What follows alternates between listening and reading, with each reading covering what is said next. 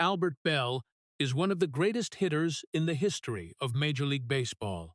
In his career, he recorded 381 home runs and had 8 consecutive seasons with at least 30 home runs and 100 RBI. One of the most feared hitters in the history of Major League Baseball. Throughout the 1990s, he was the embodiment of pure power, a player who could change the course of a game with just one swing of the bat. From his glorious days with the Cleveland Indians to the historic season with 50 home runs and 50 doubles, Albert Belle built his reputation with superior talent, fierce determination, and an unrelenting desire to win. Millions of fans remember him as a scoring machine, an opponent that pitchers always feared, a star capable of making an entire stadium erupt in just a few seconds. But behind those impressive numbers is a completely different story. Not a story about glory, but a story about wounds, anger, and a feeling of being misunderstood that lasted almost his entire life. Albert Belle grew up with a feeling that he was always different. When his talent took him to the top, controversies also constantly followed him. He was often criticized by the media, judged by fans, and many times labeled as the villain of American baseball. While other players were praised for their success, Belle frequently became the center of debates about his personality and behavior. Behind the tough exterior were battles that the public rarely saw: the pressures of fame, the difficulties in controlling emotions, the personal issues he faced as his career continued to develop. Even though he was one of the best players of his generation, Albert Belle never truly received the love commensurate with what he contributed on the field. Time passed. The stadiums that once echoed with cheers gradually became deserted.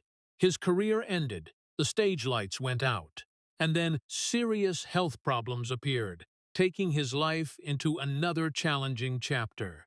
When looking back at that journey, many people began to ask the question: what really happened behind the fierce image of Albert Belle?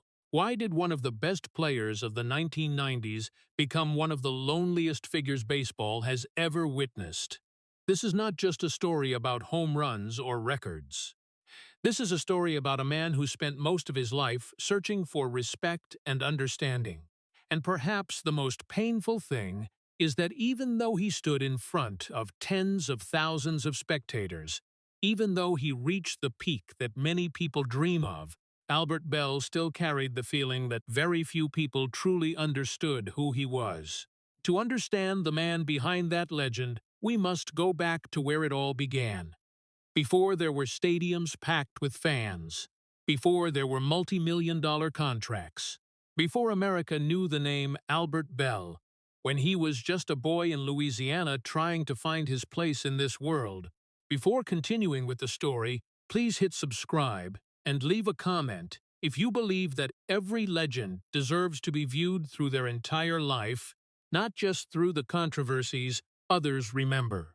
Many years before the packed stadiums chanted his name, many years before pitchers tried every way to avoid facing him in decisive moments, many years before Albert Belle became one of the most controversial names in the history of American baseball, he was just a boy who grew up in Shreveport, Louisiana, a place much more peaceful than the battles that would await him in the future.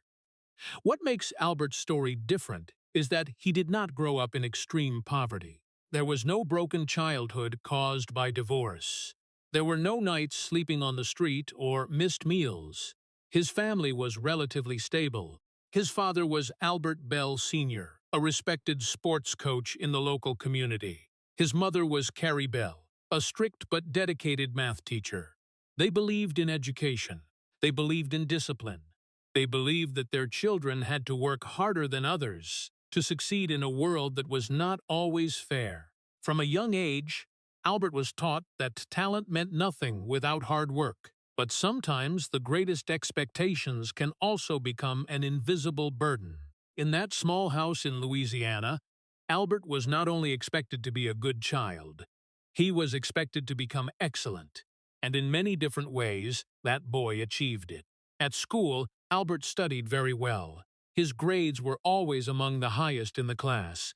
Teachers remembered him as a smart, quick-witted student with a rare ability to concentrate, while many people later only knew the image of a hot-tempered and unapproachable Albert Belle. Very few knew that he was once a member of the National Honor Society. He also earned the title of Eagle Scout, an achievement that required many years of discipline, responsibility, and personal effort. That was not the image the public usually associated with Albert Belle. But that was the true person of that boy at the time: intelligent, disciplined, hard-working, and always trying to rise above. However, even in those seemingly peaceful years, there were signs that Albert saw the world differently from those around him. He hated failure in an almost extreme way. A lost game could make him think for many days. A small mistake was enough to make him blame himself longer than anyone else. While other children quickly forgot and continued playing, Albert often carried the disappointment with him for a very long time. He did not accept not being the best. He did not accept being defeated. He did not accept others doubting his ability. Some called it determination. Some called it ambition. But over time, it gradually became a smoldering fire that never really went out. The sad thing is that the most fiercely competitive people are often also the most vulnerable. Albert was not good at hiding his feelings of disappointment. He reacted strongly to criticism. He had difficulty forgiving himself when he made mistakes, and he began to build a hard shell around himself to protect the wounds that no one saw. As he grew up, Albert became more withdrawn. He was not the type of person who easily shared his thoughts with friends, not the type who walked into a room and quickly became the center of the conversation. Even when loved, he often kept his distance. Even when recognized, he still felt the need to prove something more. It was a difficult feeling to explain, as if no matter what he achieved, there was always an inner voice saying it was not enough. Not enough to be respected, not enough to be recognized, not enough to be seen for who he truly was. Many years later, when looking back at Albert Belle's life, people could see that his greatest battles did not begin in Major League Baseball stadiums. They began long before that, from a boy who always wanted to prove his worth, a boy who always felt the need to be better, stronger, and more successful to be accepted. And it was also from those years that the first seeds of loneliness quietly took root in his heart, waiting to grow along with fame, along with pressure, and along with the events that would change Albert Belle's life forever. But the first seeds of loneliness did not stop in Louisiana. They followed Albert Belle to Baton Rouge when he entered Louisiana State University, where his talent began to attract the attention of the whole country. In the mid-1980s, LSU was one of the top college baseball programs in America. It was where young players dreamed of Major League Baseball. It was also where Albert Belle first realized that extraordinary talent did not always bring acceptance. From the very first days, he stood out more than most of those around him. His bat produced different sounds. The hits flew farther, stronger, more dangerous. Coaches saw the future of a professional star. Scouts began appearing more frequently in the stands. But along with that attention came increasing pressure. Albert did not just want to become a good player. He wanted to become the best. And like when he was a boy in Shreveport, failure was still something he could not accept. A bad game could haunt him for many days. A strikeout could make him angry with himself longer than anyone else. In the eyes of many, that was a sign of ambition.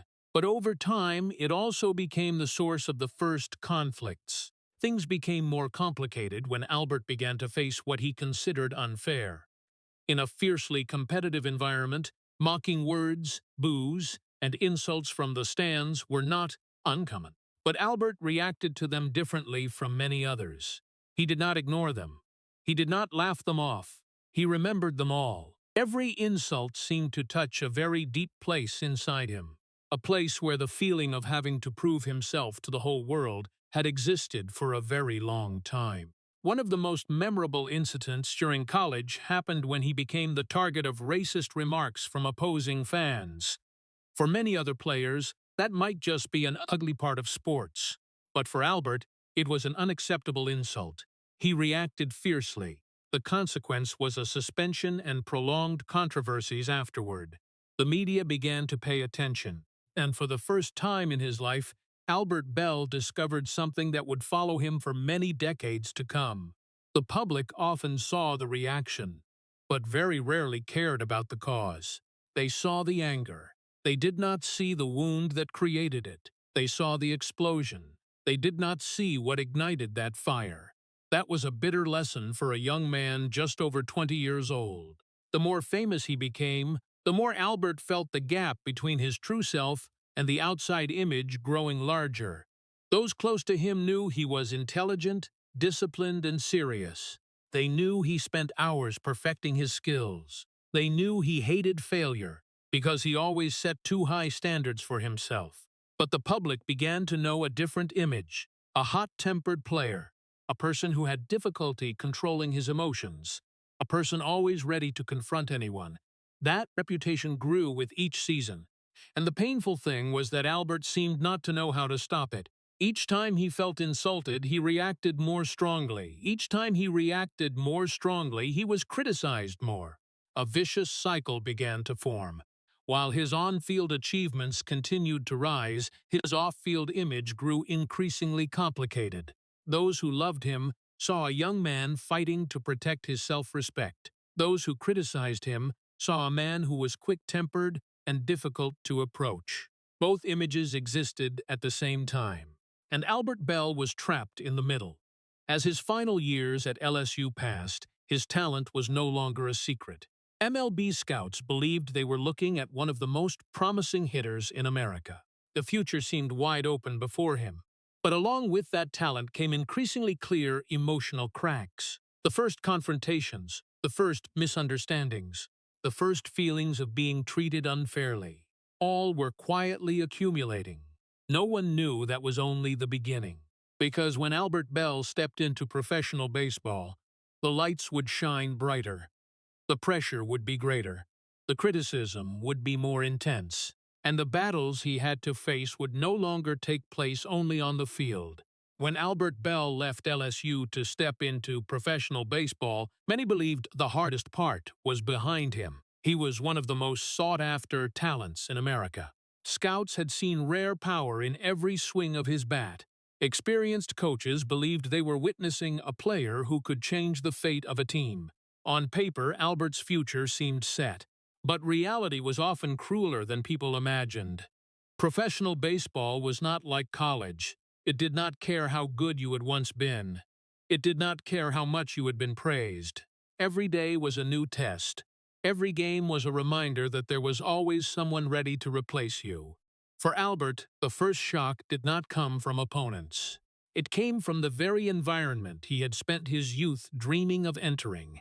The endless long bus rides in the minor leagues, the tiny ballparks with almost no spectators, the cheap hotels, the rushed meals, the consecutive days of playing with no time to rest. The Major League Baseball dream turned out not to be as glamorous as he had once thought. While fans only saw the stars on television, thousands of young players were quietly fighting to survive in the professional development system. Albert was one of them. He still possessed superior talent. But for the first time in his life, talent was not enough to make everything easy. Every time he stepped onto the field, he felt the pressure to prove he deserved those expectations. Every time he failed to hit, fear would appear. Not the fear of being defeated in one game, but the fear of failing in his entire life. The fear that his years of effort could end before they truly began. That was a feeling very few people saw in Albert Belle. On the outside, he remained strong and fierce. But inside, he was a young man trying to fight against growing insecurity. As he drew closer to Major League Baseball, the pressure grew heavier.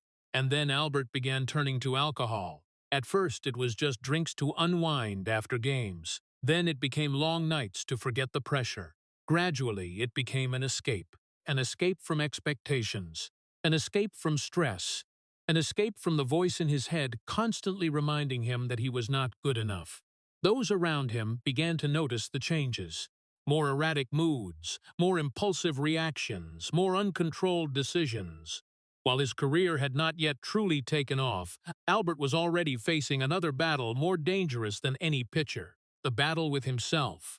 In 1990, everything became serious enough that the Cleveland Indians had to intervene. Albert was placed in a treatment program at the Cleveland Clinic. That was not an easy time. For a young athlete trying to build his reputation, having to admit he had a problem was extremely painful. Many saw it as a sign of weakness. Many thought his career might have ended before it truly began. Articles began to appear. Rumors spread. Once again, Albert felt he was being judged only by his worst mistakes. But it was precisely in that dark period that he made a decision that changed his life. Instead of giving up, he chose to fight. Instead of accepting failure, he decided to come back. The treatment period forced Albert to look directly at the fears he had tried to hide for many years. The fear of not succeeding, the fear of being seen as a failure, the fear that people would remember him for his problems off the field rather than his talent on the field. Those were battles no one saw. No spectators, no applause, no scoreboard to measure results. Only a young man trying to keep his life from slipping out of control. When he returned to the field, Albert carried a determination stronger than before. If the world doubted him, he would prove them wrong. If people thought he could not succeed, he would succeed in a way no one could deny. Each hit began to carry more meaning. Each game became a statement. Each small success became a step forward in the battle to regain faith in himself. And then something strange happened. While life off the field grew increasingly complicated, baseball became the only place where Albert felt at peace. Amid the screams, the pressure, and the criticism, the batter's box was the only place where he did not need to explain who he was. The ball did not care about the articles. The bat did not care about the rumors. The field did not care about the public image. There, only the simplest truth existed. Either you hit the ball, or you did not. And Albert Belle began to turn that place into his own world. A place where he could pour out all his anger, all his disappointments, and all his pain. A place where he felt he had value. A place where he was no longer the misunderstood young man or the man fighting his inner demons. He was just a hitter. And very soon after that, all of America would begin to realize they were witnessing the emergence of one of the most dangerous hitters baseball had ever known. And very soon after that, all of America began to realize they were witnessing the emergence of one of the most dangerous hitters baseball had ever known. The early years of the 1990s marked the true explosion of Albert Belle with the Cleveland Indians. The hits that had once amazed scouts at LSU were now doing the same in front of tens of thousands of spectators in Major League Baseball. As each season passed, his numbers became more frightening. Home runs increased, RBIs increased. Pitchers began to change their approach when facing him. Opposing coaches spent hours studying film to find ways to neutralize Albert Belle's bat. But the more they studied, the more they realized a simple truth. There were not many ways to stop him when he was at his best. Cleveland had been a struggling team for many years, but as the new generation of talent began to mature, Albert quickly became one of the most important faces in that revival. The city loved the victories he brought. Fans loved the hits that made the entire stadium explode. Mates understood they were playing alongside a rare talent. From the outside looking in, this should have been the happiest period in Albert Belle's life. His childhood dream had become reality. He was no longer the young man afraid of being cut from the development system. He was no longer the one who had to prove he was good enough to survive. He had become a star, but sometimes success does not erase old pain. It only makes it bigger. The more famous he became, the more Albert felt the pressure weighing on his shoulders. Every bad game became a topic of discussion. Every mistake appeared in the newspapers. Every emotional reaction was analyzed by thousands of people. While most fans only saw the home runs, Albert felt like he was living under a giant microscope. He began to believe that people were waiting for him to make mistakes. It was a tiring feeling, a feeling that made him increasingly wary of the world around him. And then the outbursts of anger appeared more frequently. A referee's decision, a question from a reporter, an article he considered unfair. Small things could quickly become big incidents. To the public, that was proof that Albert Belle was hot-tempered. But to Albert, every outburst stemmed from a familiar feeling that had followed him for a very long time. The feeling that he was being treated unfairly. The feeling that people only saw the worst in him. Those close to him sometimes saw a very different Albert. They saw a man who was intelligent, humorous, and had a deep understanding of baseball. They saw a man who worked harder than most of the public imagined. But that image rarely appeared in front of the cameras. Every time Albert got angry, everything else seemed to disappear. Newspaper headlines did not talk about the long practice hours. They talked about the arguments. Sports programs did not discuss his outstanding hitting skills. They discussed his temperament. And the gap between the real-life Albert Belle and the Albert Belle in the eyes of the public began to grow wider. His relationship with the media also deteriorated quickly. Many reporters viewed him as the most difficult player on the team to approach. Albert rarely felt comfortable in interviews. He did not like others trying to interpret his thoughts. He did not like stories being taken out of context. And he especially did not like the feeling of being turned into a villain to serve more sensational articles. Over time, the distrust between the two sides grew. Reporters thought Albert was too hostile. Albert thought they never truly wanted to understand him. It was a vicious cycle with no escape. Each negative article made him more defensive. Each defensive reaction created more new negative articles. Meanwhile, success on the field continued. The home runs still flew over the fences. The numbers still ranked among the best in the league. But the peace he had once hoped to find never appeared. There were nights when Cleveland won thanks to Albert Belle's game-winning hit. The crowd cheered. Teammates celebrated. Television cameras turned toward him. But when it was all over, the empty feeling remained. Because victory only lasted a few hours. The pressures waited for the next day. So did the criticism. Many athletes found balance between their personal lives and careers. Albert seemed never to have that. Baseball became the center of everything. Success determined his mood. Failure determined his sleepless nights. And when his entire self-worth was tied tightly to game results, each game began to carry much more meaning than an ordinary game. It was no longer a battle to win. It was a battle to prove himself. To prove it to the media, to the fans, to those who doubted him, and sometimes to himself.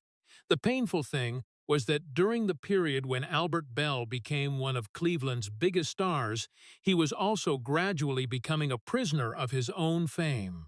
The more famous he became, the more isolated he grew. The more successful he became, the more misunderstood he felt. The more attention he received, the more alone he felt. No one knew it would get even worse in the years ahead.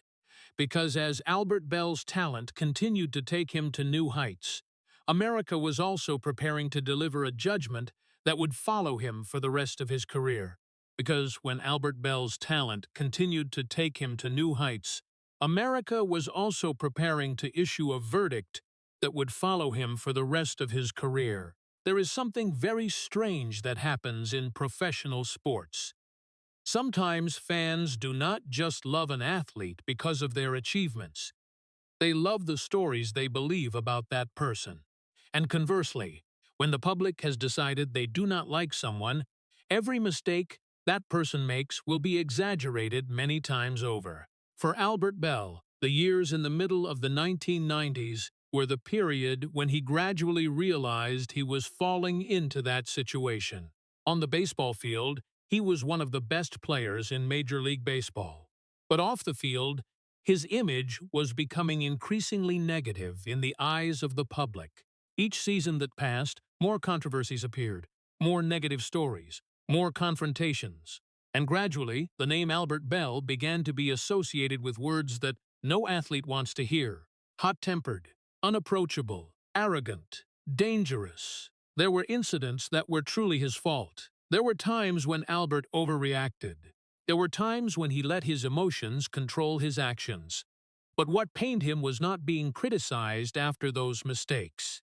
What pained him was the feeling that no matter what he did right, people only wanted to remember the worst things. Every time he got angry, it became front-page headlines. Every time he hit an important home run that helped his team win, the story only existed for 1 or 2 days and then disappeared.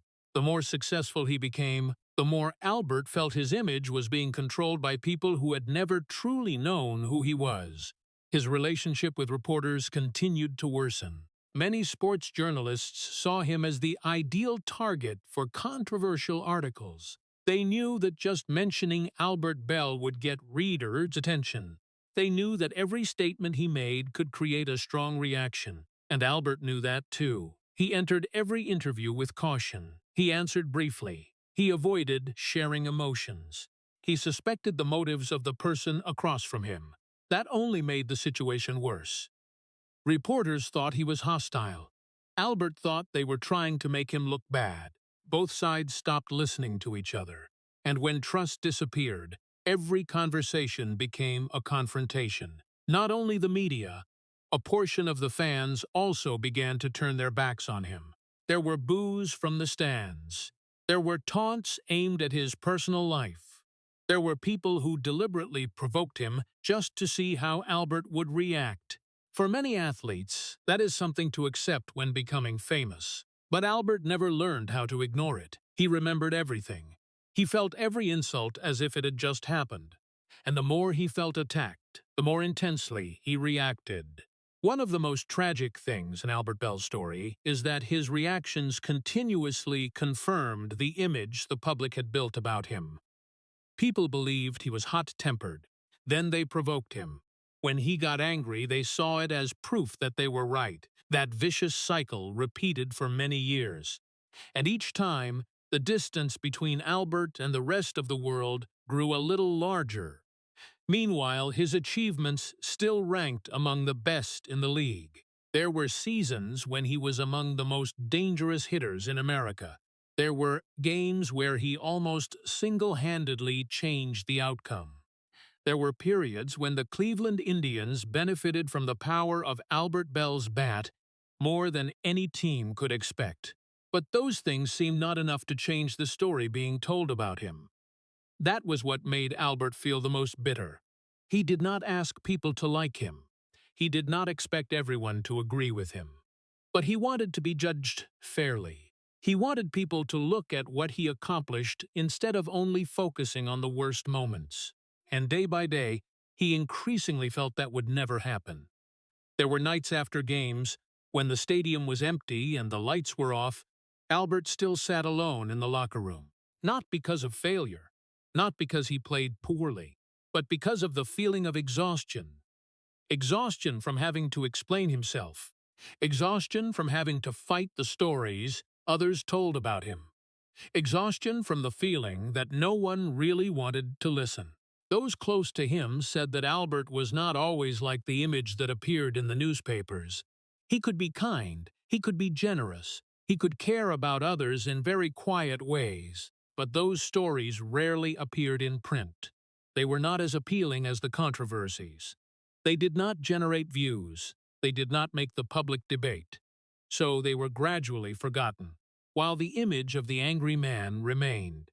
As the 1990s continued to pass, Albert Belle gradually understood that he was living two different lives.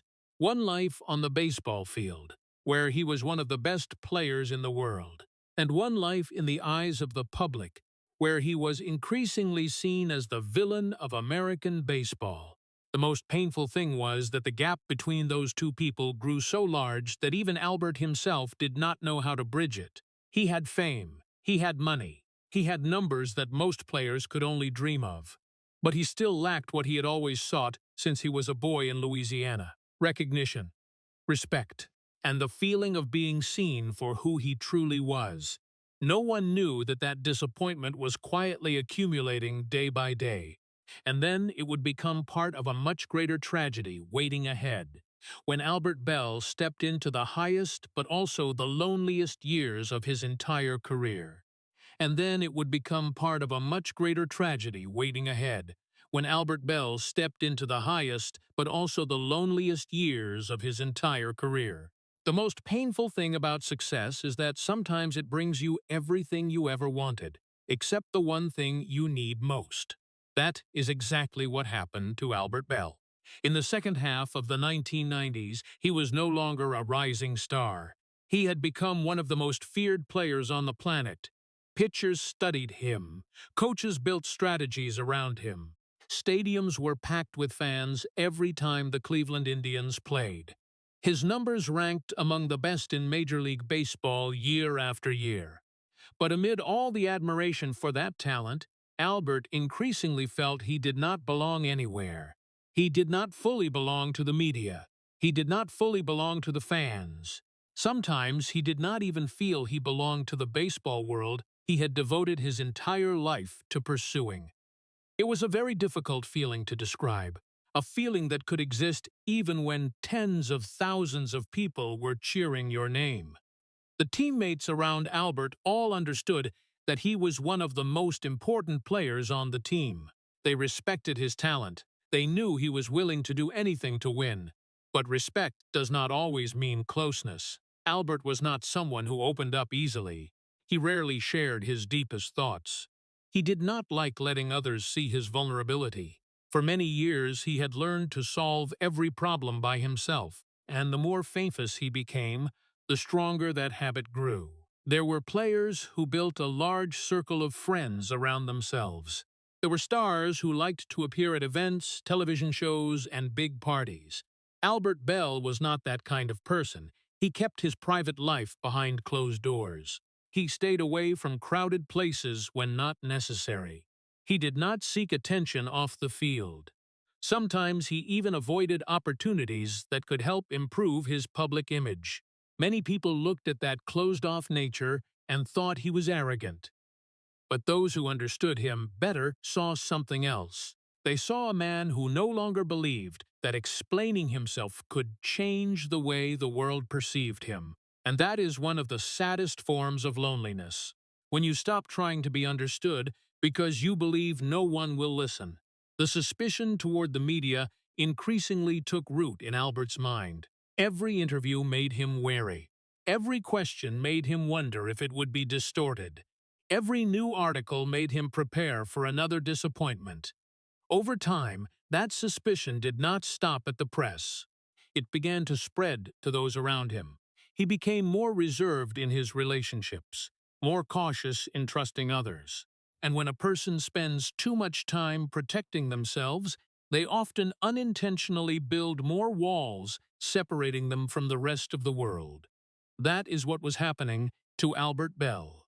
The mental pressures did not disappear with success. On the contrary, they only changed shape. When he was young, he feared not succeeding.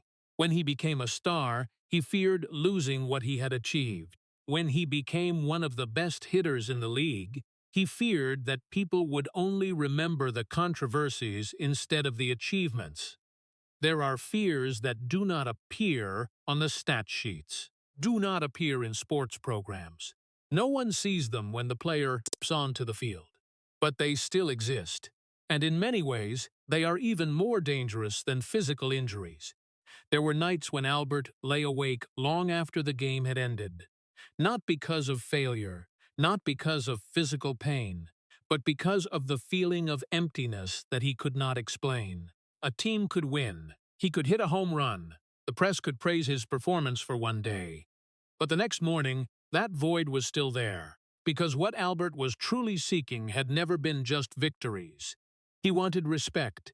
He wanted to be seen as a complete human being, rather than a series of negative moments repeated on television. And the more he sought that, the more it felt out of reach.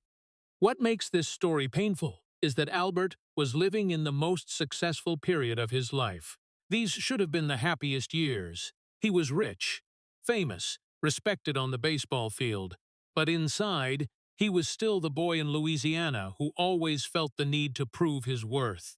The boy who always feared he was not good enough. The boy who always felt different from everyone around him. Fame could not heal those emotions. Money could not.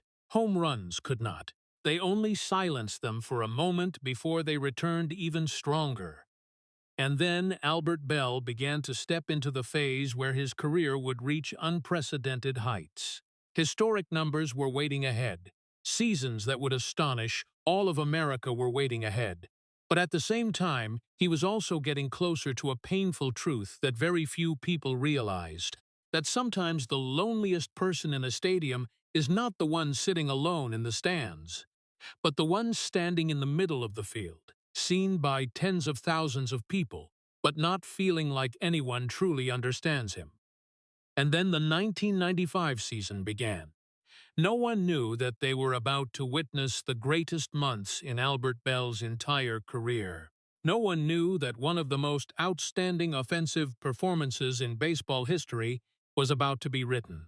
And perhaps even Albert could not imagine that that year would bring him both the peak and a disappointment that would follow him for many decades afterward. The Cleveland Indians entered the season with a talented roster. It was the golden generation that the city's fans had been waiting for many years. Kenny Lofton, Jim Thome, Manny Ramirez, Carlos Berga, Omar Vizquel, names that would become symbols of one of the strongest teams of the era. But even in that excellent collective, Albert Belle was still the center of offensive power. He entered the season with unprecedented determination. No longer the young man trying to prove he belonged in Major League Baseball. No longer the young player fighting doubts. This was the time Albert stepped onto the field with the confidence of a man who knew exactly what he could do. Right from the first months, he played as if he was competing at a different level. Hits that continuously cleared the fence. Balls flying at speeds that made the audience jump to their feet before they even touched the ground. Pitchers began to feel the familiar fear every time they saw Albert approach the batter's box. They knew that just one small mistake could completely change the game. What was astonishing was that Albert not only hit many home runs, he also created a huge number of doubles. His hits were not only powerful, they were accurate to the point of being almost ruthless. As each game passed, the numbers continued to climb. And then the whole of America began to realize that they were witnessing something that had never happened before. That season was shortened due to the previous strike, with only 144 games instead of the usual 162. But that did not slow Albert Belle down. On the contrary, he played with an even more frightening intensity. As the season gradually came to a close, he reached a milestone that no player in history had ever touched. 50 home runs, 50 doubles, an almost unimaginable achievement. A combination of power and consistency that modern baseball had never witnessed. To this day, when people mention the greatest offensive seasons of all time, Albert Belle's 1995 is always included in that list. But the numbers only tell part of the story. What made that season even more special was his role with the Cleveland Indians. This was not just an outstanding individual year for Albert. This was the year Cleveland became a real force. The team won more than 100 victories in the shortened season. They advanced to the World Series. The whole city lived in excitement that many generations of fans had never experienced. And at the center of it all was Albert Belle. Every important hit, every decisive game, every moment when the team needed someone to step up, Albert was often that person. The first time in many years, he began to believe that everything could change. He believed that talent would finally overcome the controversies. He believed that the public would look at what he accomplished instead of what they thought about him. He believed that this season would force everyone to see him differently. And honestly, that was a completely reasonable belief. Because if a historic season like that could not change a person's image, then what could? When the praising articles about the achievements began to appear, Albert seemed to feel what he had been searching for many years. Recognition, not because of the controversies, not because of sensational headlines, but because of baseball, because of what he accomplished on the field. because of the sacrifices that no one saw, because of all the years of fighting to become the best player he could be. There were nights after games when he sat in the locker room and looked back at the statistics, not with arrogance, but with relief, as if the world was finally beginning to see the person he had always tried to become. The man who had endured enormous pressures, the man who had fought alcohol, doubt, and himself, the man who was not perfect but always gave everything when he stepped onto the field. The 1995 season should have been the most beautiful chapter in Albert Belle's story. It should have been the time when all controversies receded into the past. It should have been the moment when critics were forced to acknowledge his greatness. And for a short period, Albert truly believed that was happening. He believed that the years of being misunderstood were finally about to end. He believed he had done enough to change the narrative. But life is sometimes cruel in ways that are very hard to explain. Because right when Albert Belle thought he had reached the recognition he had searched for his whole life, he was about to face a more painful truth than any jeers from the stands. A truth that made him realize that even historic greatness is sometimes still not enough to make people love you.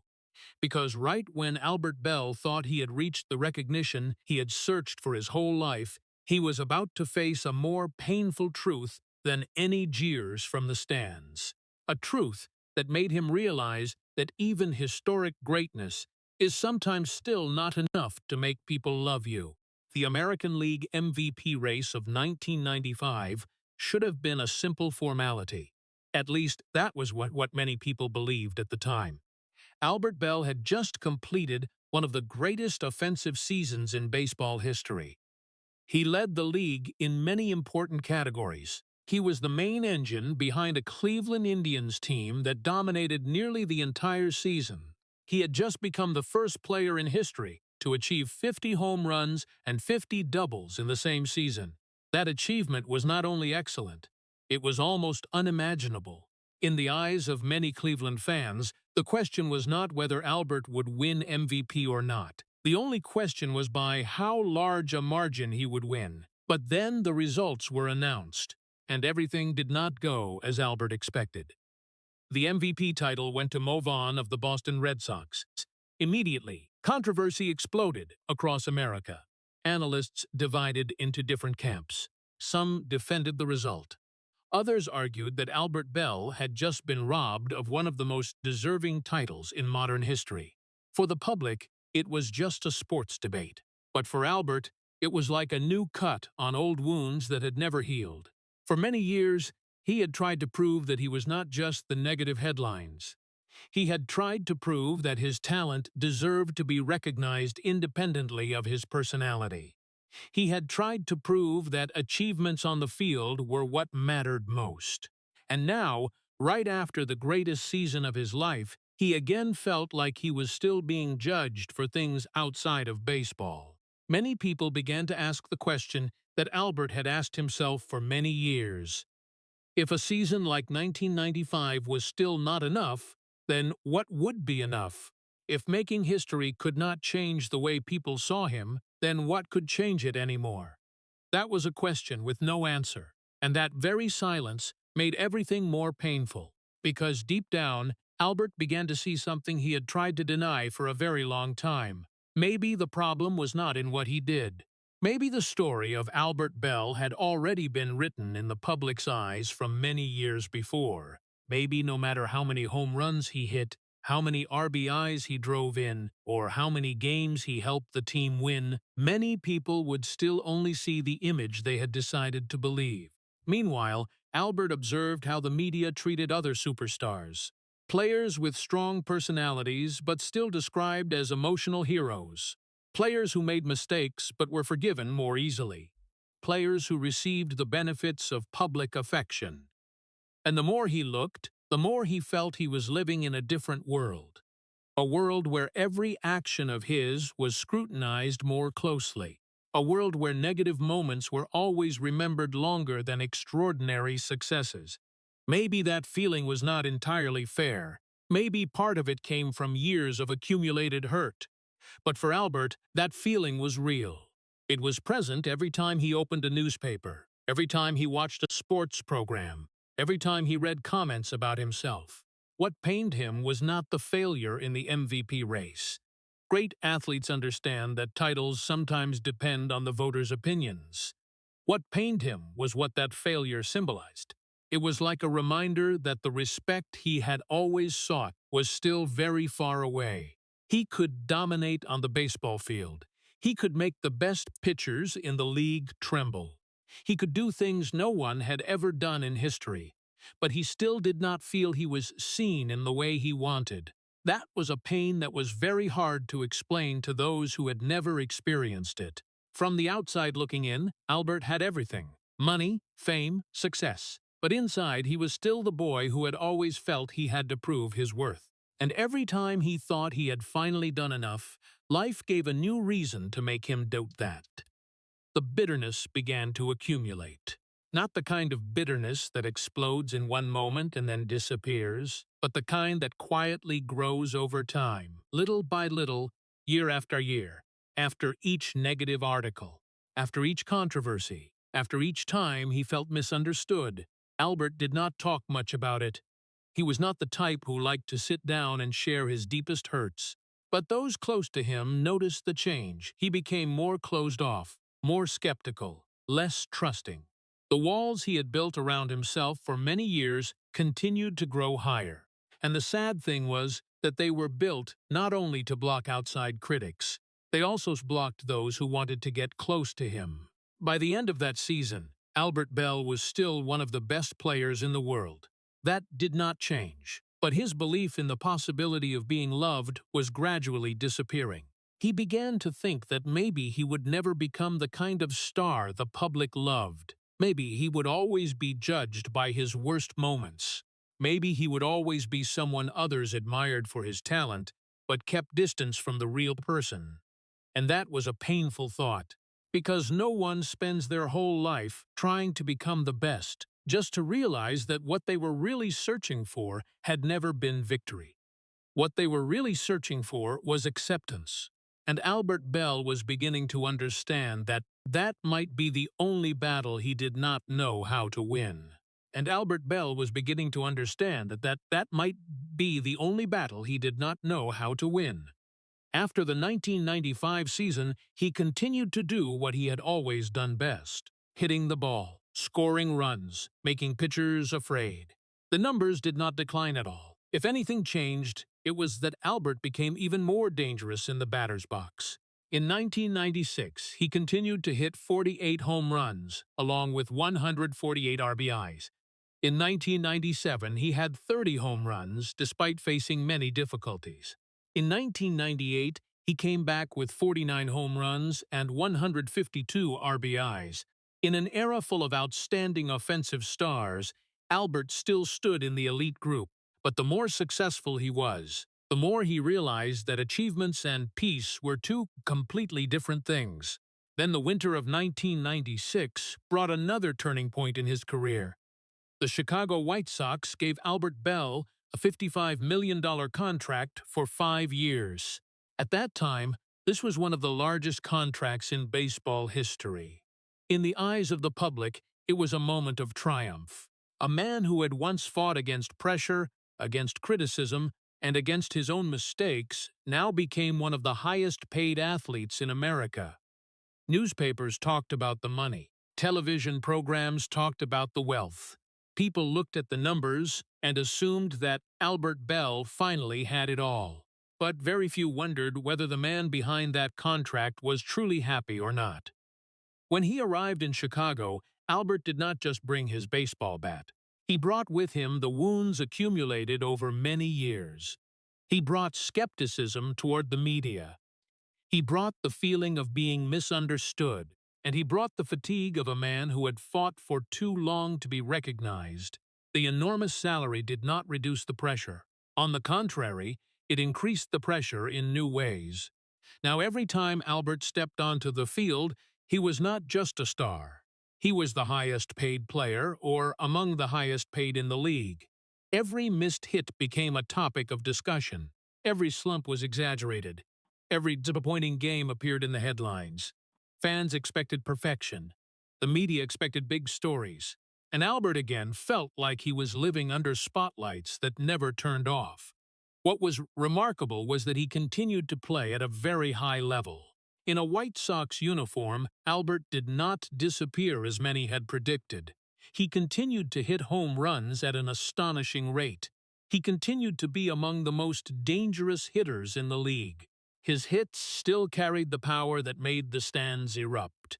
Young pitchers entering the league still learned to fear the name Albert Belle, just like the previous generation. But something inside was changing.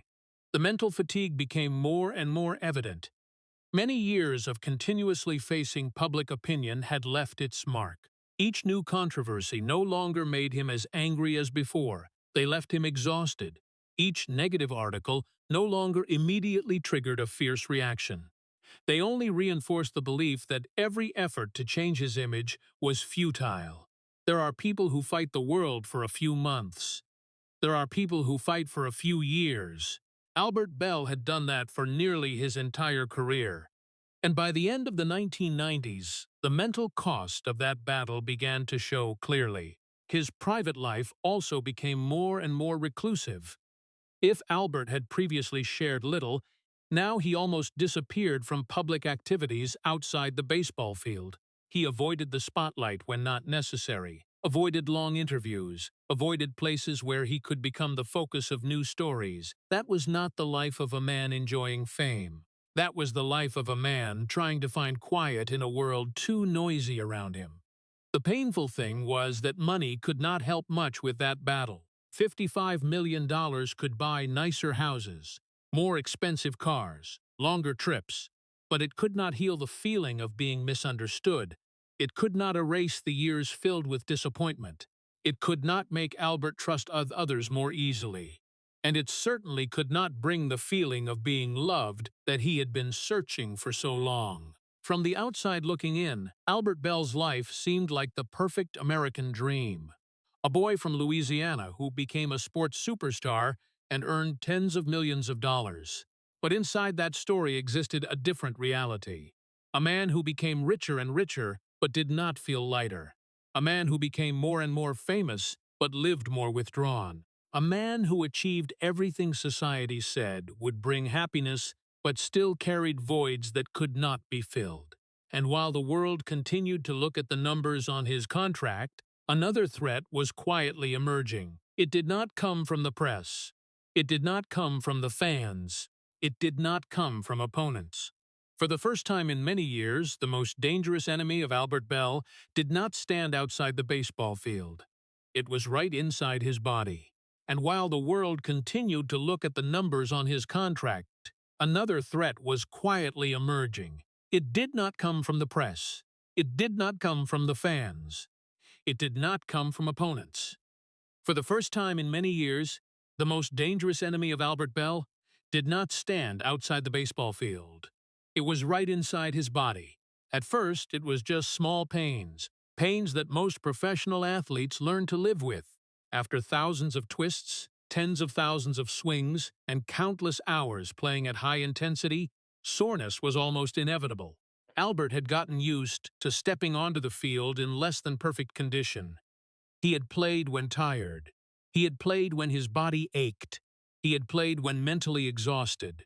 So when the pains in his hip area began to appear toward the end of the 1990s, he did not think too much about them. Like many other athletes, Albert believed he could overcome them. He had always believed that. Throughout his life, whenever he faced difficulties, his first reaction was always to fight harder. But this time, everything was different. The pain did not go away. It returned after every game, then after every week, then every day. Movements that once happened naturally now began to become more difficult. Runs between bases were no longer as smooth as before. Rotating his hips to generate power in his swings began to bring sharp pain. At first, Albert tried to hide it. He did not want others to see the weakness. He did not want opponents to know he was having problems. And above all, he did not want to face the truth that his body was changing. For many years, physical strength had been the foundation for everything he had built. It was his weapon, his identity, the thing that helped him stand firm against all the criticism. Now that very thing was beginning to betray him. Medical checks became more frequent. Doctor visits became more regular. At first, there were recommendations to rest, then in-depth tests, then warnings that Albert did not want to hear. Doctors began to notice concerning signs in his hip joint. It was not a typical injury that could recover after a few weeks. This was a much more serious issue, an issue that had the potential to change his entire future. But Albert continued to play. He always continued to play. That was how he had lived his entire life.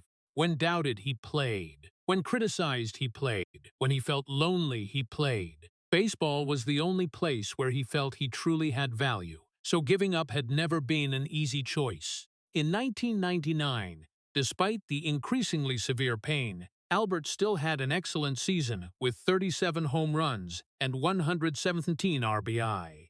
For fans, that was proof that he was still one of the most dangerous hitters in the league. But only Albert knew the price he paid for those numbers. There were mornings he woke up and felt his body stiff. There were days when getting out of bed was more difficult than before. There were games where he had to endure pain for many hours just to deliver what others expected from him. Every swing was no longer simply a sports movement. It was a battle between will and physical limits. And for the first time in his life, Albert began to feel a feeling he hated more than anything: helplessness.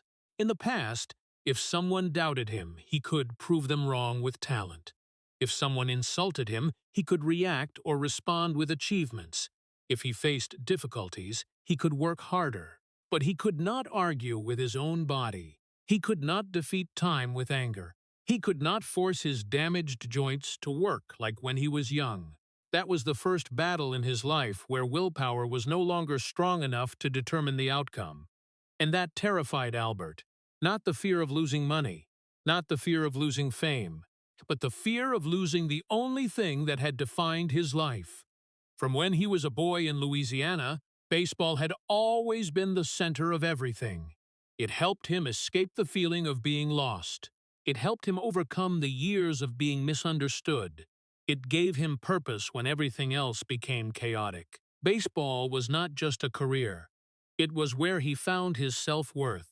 And now, for the first time, Albert began to think about a future without baseball.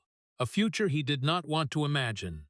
A future where every thought of it made him feel a terrifying void expanding in his heart. Fans still saw a star. Opponents still saw a fearsome hitter. But inside, Albert Belle was living with a worry that no one could see. He knew something was coming closer. He knew the doctor's warnings could not be ignored forever. He knew his body was sending increasingly clear signals. But he still continued to step onto the field, continued to fight, continued to hope that somehow a miracle would appear. Because for Albert Belle, the prospect of losing baseball was more terrifying than any booing he had ever heard in his life. And very soon after that, the phone call he feared the most finally came. A conversation that would change everything. A conversation that would end the career of one of the greatest hitters of his generation, while he still had enough talent to dominate the entire league. And very soon after that, the phone call he feared the most finally came. A conversation that would change everything. A conversation that would end the career of one of the greatest hitters of his generation, while he still had enough talent to dominate the entire league. In professional sports, most legends have a chance to prepare for the ending. They see their own decline year by year. The numbers decrease, the speed slows, the role diminishes. They have time to accept that their career is reaching its end. Albert Belle did not get that. Life chose a much more cruel way.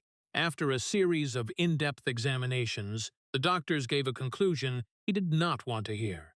His hip joint degeneration was more serious than expected. This was not an injury that could be treated and returned to normal.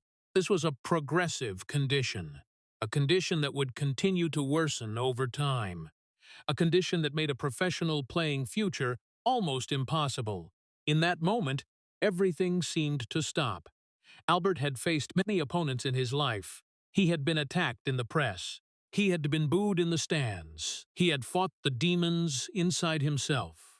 But nothing had made him feel as helpless as the doctor's words that day. Because for the first time in his life, he could not respond with talent.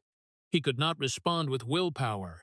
He could not step onto the field and prove everyone wrong. There was no game to win. There was no opponent to defeat. There was only the cold truth that his body was reaching its final limit. What made that shock even more painful was Albert's age. He was only 34 years old. In the eyes of most fans, that was still an age when a world-class hitter could continue playing for many more years. Other stars were still performing at high levels at age 35, 36, or even 38. Albert also believed he still had time. He believed that his greatest seasons might still be ahead. He believed he still had many things to accomplish. But in a very short period of time, that future began to disappear before his eyes. The weeks that followed became one of the most difficult periods in Albert Belle's life. Not because of the physical pain, but because of the mental battle that took place every day. A part of him wanted to continue, wanted to fight one more time, wanted to search for some miracle, wanted to prove that he could overcome just as he had overcome every difficulty before. But another part understood that the truth could not be defeated forever. Every time he walked down the stairs, every time he stood up from a chair, every time he felt the familiar sharp pain running through his body, Albert knew that time was no longer on his side. Perhaps the most painful thing was not having to retire. The most painful thing was the way it happened. There was no emotional farewell game. There was no final lap of appreciation around the stadium. There was no chance to say goodbye to the fans in the way legends are usually given. One day, Albert Belle was still one of the most dangerous hitters in baseball. Another day, he had to face the possibility that his career was over forever. The departure was so sudden that many fans did not even realize they had just witnessed the final years of Albert on the baseball field. In 1999, he still hit 37 home runs. He still had 117 RBI. He was still one of the most feared bats in the league. No one looked at those numbers and thought this was a player about to disappear. But life did not care about the logic of fans. It did not care about the unfinished plans. It simply closed the door, and Albert stood in front of that door, not knowing what to do next. In the long days after the diagnosis, he began to think about all the things he would never have the chance to accomplish. The seasons that had not yet come, the statistical milestones still ahead. If healthy, Albert could have surpassed 500 home runs. He could have gone much further on the list of the greatest hitters in history. He could have accumulated more All-Star seasons. He could have completely changed the way people viewed his career. Those numbers were not just achievements. They were chapters that were never written. Paths left unfinished midway, dreams that never had the chance to become reality. And the more he thought about them, the more pain Albert felt. Because he knew he did not leave baseball due to lack of talent. He was not defeated by opponents. He did not fail because he did not work hard enough. He left because his body would not allow him to continue. It was a particularly cruel kind of loss. After the decision to retire gradually became reality, a new question emerged. A question more frightening than all the previous ones.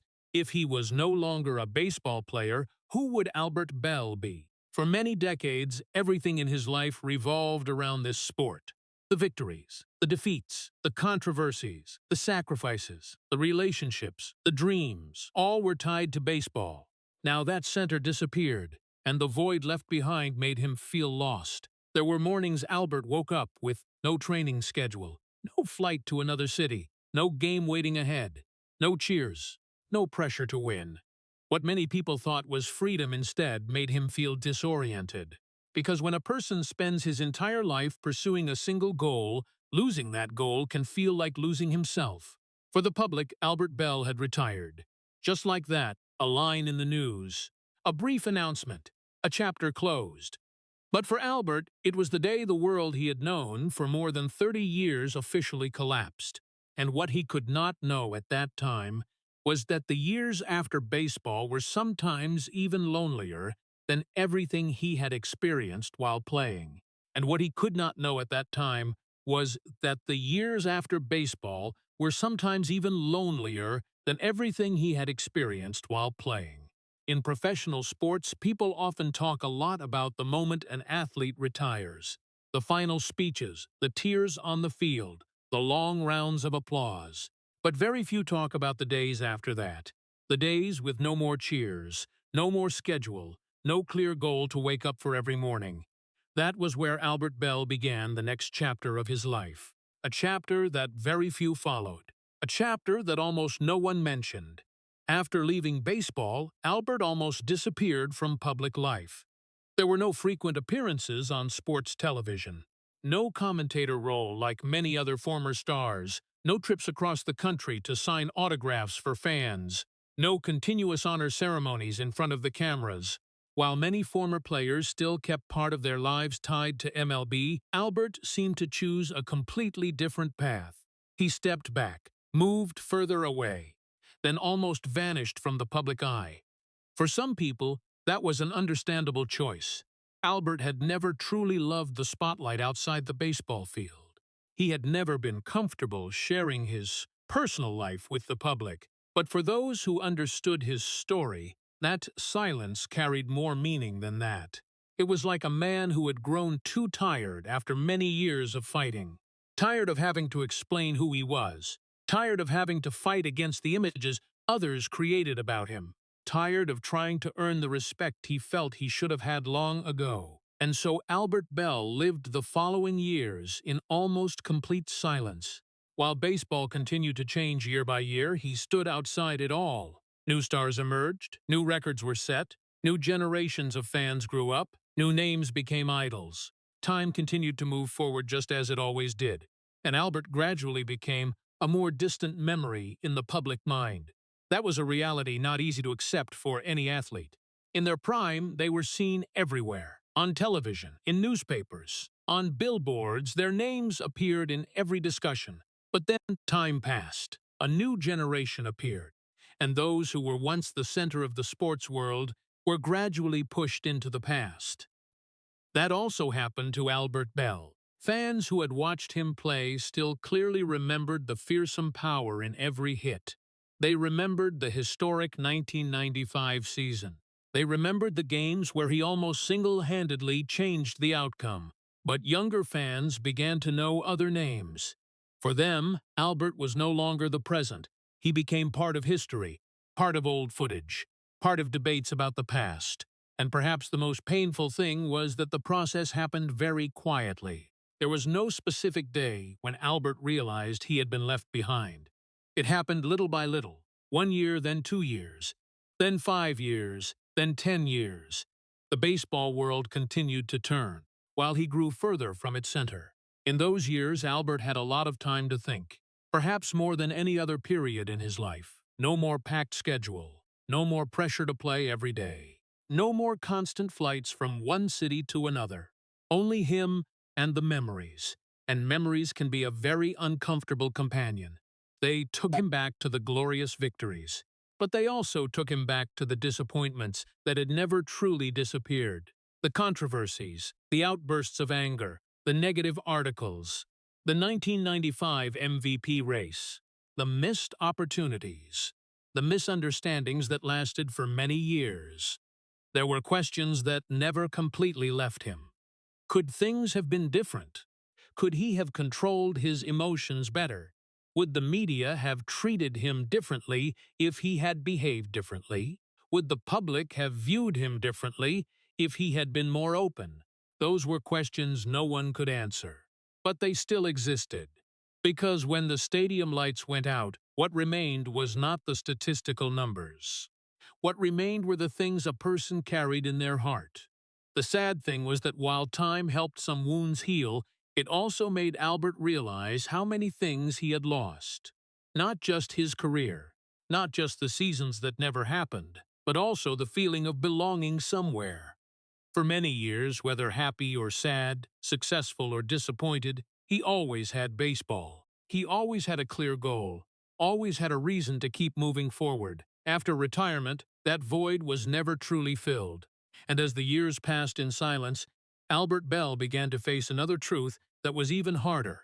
Not only had his career changed, not only had the baseball world changed, his own body was also beginning to change in ways he could not control. A new battle was approaching, and this time it had nothing to do with achievements, fame, or the controversies of years past. It was about health, age, and limits that even the strongest willpower could not overcome forever. A new battle was approaching, and this time it had nothing to do with achievements, fame, or the controversies of years past. It was about health, age, and limits that even the strongest willpower could not overcome forever. For most of his life, Albert Belle had always been known as a strong man, not just physically strong, but strong in the way he resisted pressure, criticism, and adversity. Fans had witnessed hits that sent the ball flying hundreds of feet.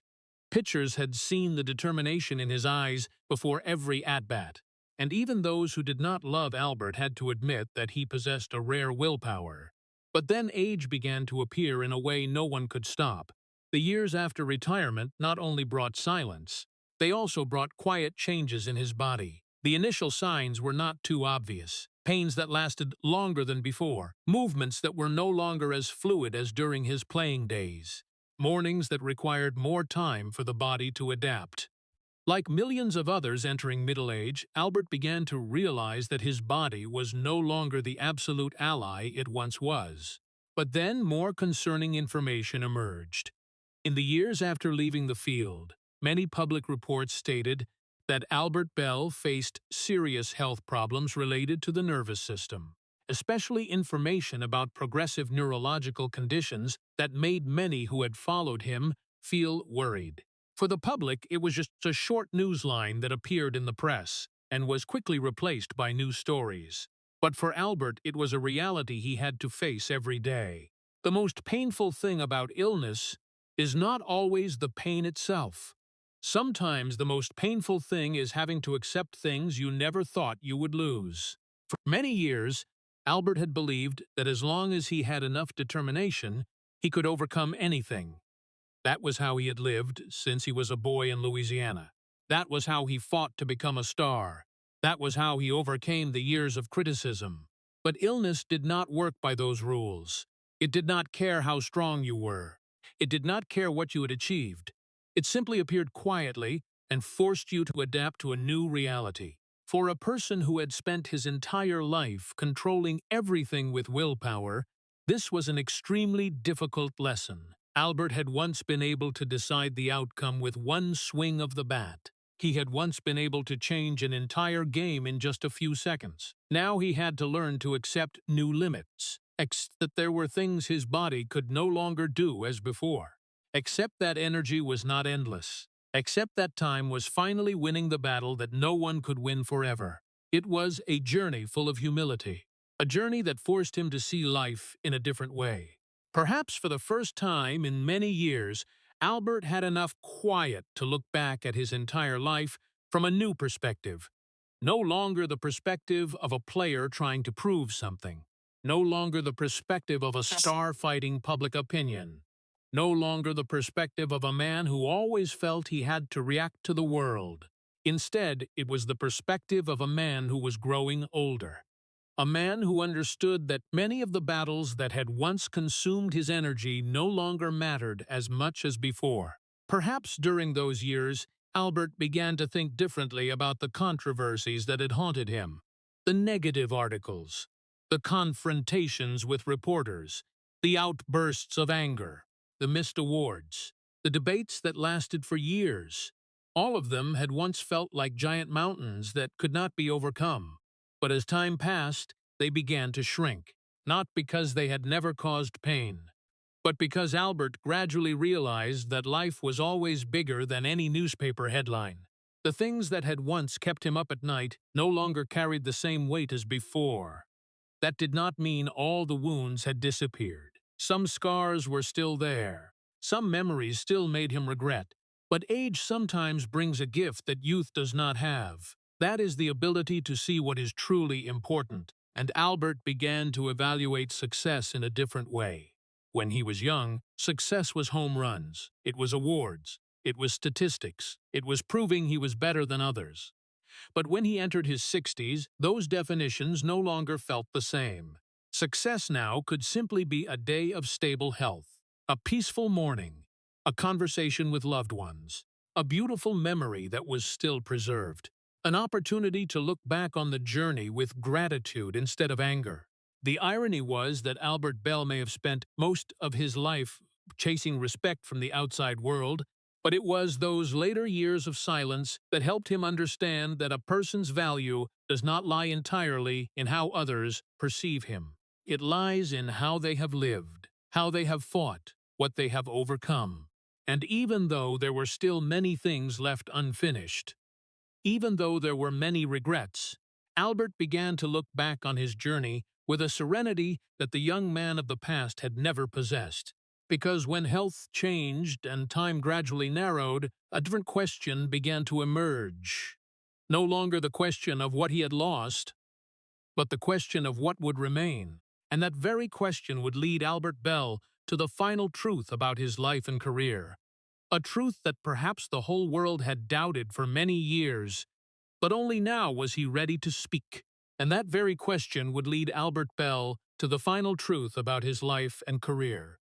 A truth that perhaps the whole world had doubted for many years, but only now was he ready to speak. When looking back at his entire journey at the age of 60, Albert Belle no longer viewed life through statistics. He no longer viewed it through the awards he had won or the awards he had missed. He no longer viewed it through praising articles or criticizing articles. Instead, he saw a long road that began in Louisiana many decades earlier. A smart, hard-working, and ambitious young boy. A boy who always felt he had to try harder than others. A boy who always wanted to be recognized. And when looking back, Albert understood that many things in his life had stemmed from that feeling. From his days in Shreveport, he had carried a powerful need to prove his own worth. It was not the arrogance many had once thought, it was the fear of being looked down upon, the fear of not being good enough, the fear that if he stopped trying, everything would disappear. That very feeling had helped him become one of the greatest players in the world. But that very feeling had also caused him to carry wounds that lasted throughout his life. There were wounds that did not leave scars on the body. They existed in the way a person viewed himself, in the way they reacted to criticism, in the way they interpreted the actions of others. Albert carried those kinds of wounds for many years. Every insult became deeper than usual. Every negative article caused more pain than usual. Every disappointment lingered longer than usual. And over time, he built higher and higher walls around himself. From the outside, people saw an angry man, but very few wondered what made him so angry. From the outside, people saw a difficult man, but very few wondered what made him protect himself so fiercely. Perhaps that was what pained Albert the most when thinking about his public image. Fans remembered the arguments. They remembered the outbursts. They remembered the sensational headlines. But those who truly knew him told very different stories. They told of an intelligent man, a man who could talk for hours about baseball, a man who cared about family and friends in very quiet ways, a man who did not like showing emotion in front of crowds but carried far more emotion than others imagined. Those two images existed side by side for many years, and perhaps Albert had never known how to make them meet. The sad thing was that after his career ended, what pained him the most was not the injuries. It was not having to retire early.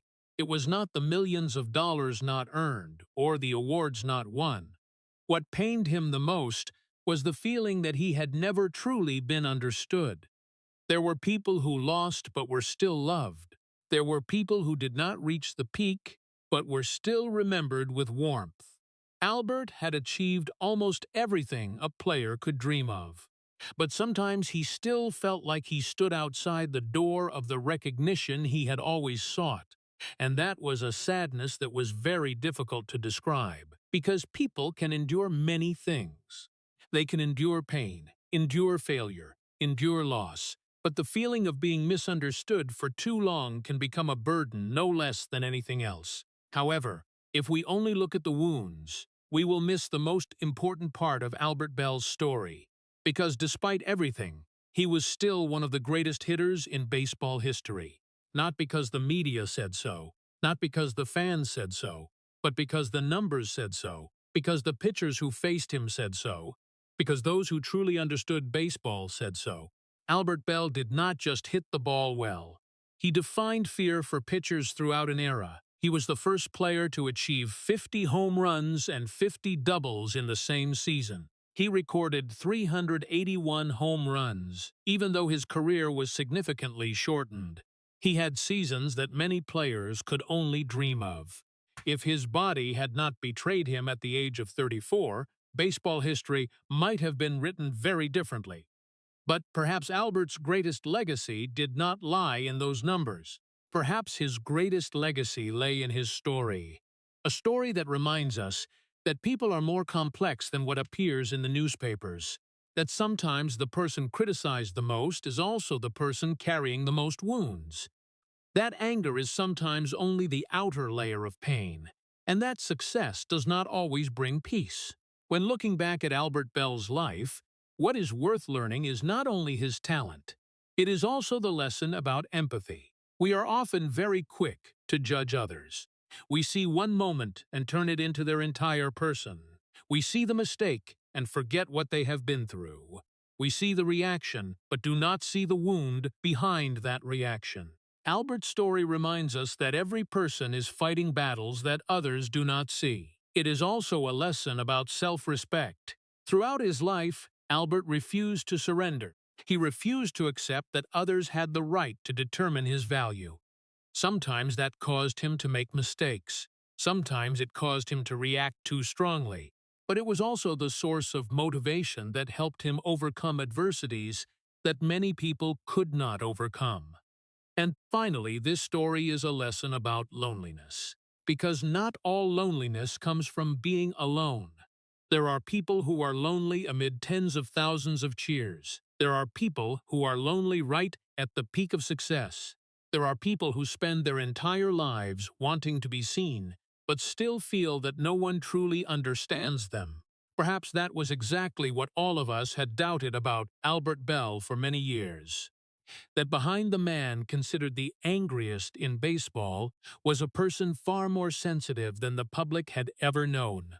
And now, when enough time has passed, when the controversies have gradually become history, when the noise of public opinion has quieted down, what remains is not the old headlines. What remains is the image of a boy from Louisiana who fought his entire life to prove his worth.